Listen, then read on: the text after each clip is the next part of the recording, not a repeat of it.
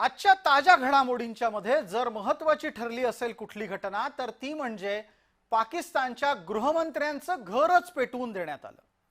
आंदोलकांनी पाकिस्तानच्या गृहमंत्र्यांच्या घरावरच हल्ला केला। सिंध प्रांतामध्ये हे आंदोलन झालं आणि हे आंदोलन हे पाणी मिळत नाहीये म्हणून झालं असं सांगितलं जातं।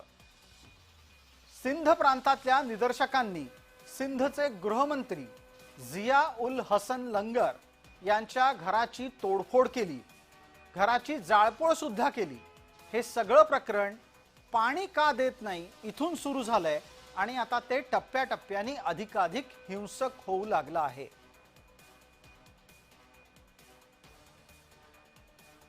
भारताने इंडस नदीचा करार रद्द केला, त्याच्यामुळे उन्हाळ्याच्या महिन्यामध्ये पाकिस्तानमध्ये पाणी संकट निर्माण झालं आणि आता सिंध जो आहे हा पाकिस्तानचा खालचा भाग आहे।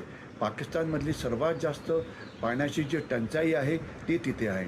भौगोलिकदृष्ट्या हा जो भाग आहे अत्यंत कोरडा आहे आणि याला रेन शॅडो एरिया असं म्हटलं जातं। म्हणजे इथे फक्त 20 इंच एवढाच फक्त पाऊस पडतो आणि इथली जी शेती आहे ती केवळ सिंधू नदी आणि त्याचे जे कालवे असतात त्यांच्यातनं जे पाणी मिळतं त्याच्यावरती ती अवलंबून असते।